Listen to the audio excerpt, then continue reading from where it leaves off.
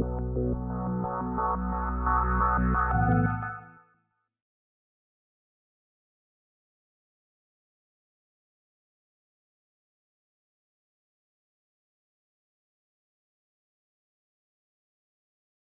pars confiante parce que bien sûr, il faut compter sur sa famille politique, c'est-à-dire le RHDP sur laquelle nous comptons, mais nous comptons également sur toute la population de Cocody. Alors nous sommes tous les trois, tous les quatre, prêts à aller faire une offre différente aux populations, à faire tomber les armures qui nous alourdissent, nous rendent plus fluides, plus légers, pour être encore plus au contact avec elles, pour être plus au taquet.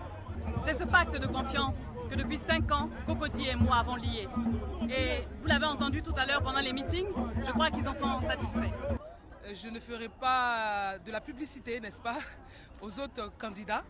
Ce que je dirais simplement, c'est que la machine du RDR et du PDCI sont avec nous et nous accompagnent.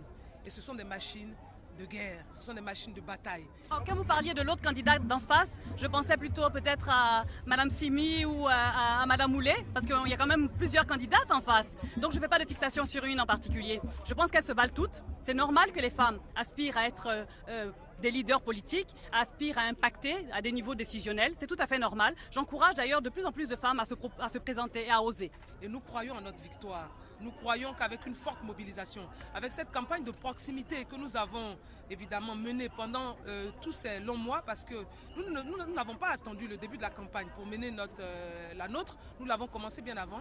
Et moi je voudrais dire qu'on place, en tout cas pour nous, on place notre campagne sous le signe d'abord de la proximité, de la cohésion, de l'union, de la fraternité, de la discipline et du vivre ensemble.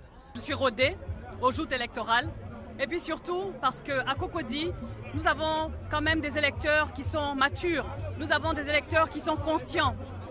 Nous avons moins de difficultés peut-être parce que nous sommes dans une zone urbaine. Mais toutefois, je pense que même dans le hameau le plus reculé de Côte d'Ivoire, il y a eu cet éveil. Tout le monde se rend compte qu'il est temps d'arrêter la politique politicienne, que cela ne règle pas les problèmes, au contraire, ça les démultiplie. Alors nous sommes sereins, vous l'avez entendu, Malik le disait tout à l'heure, nous n'avons pas peur. Et au contraire, nous invitons tout le monde à nous rejoindre. Si vous connaissiez Cocody comme nous, vous saurez qu'ici c'est Cocody, ça veut tout dire. Non, ne les crains pas. Et quand vous dites des personnes qui sont donc de Cocody, nous sommes aussi de Cocody. Moi j'ai passé toute mon enfance à Cocody. J'y ai fait mes études, d'abord le collège et ensuite j'ai commencé mon lycée à Cocody. Et ensuite, je suis allée donc à l'étranger pour poursuivre mes études. Donc, nous sommes tous des enfants de Cocody. Nous avons tous la légitimité pour nous présenter ici à Cocody. Cocody n'est la chasse gardée de personne. Je dis bien personne. Nous ne craignons personne et nous allons aller à la bataille et nous allons l'emporter. Et le 18 décembre, je vous invite à venir avec nous. Nous allons fêter.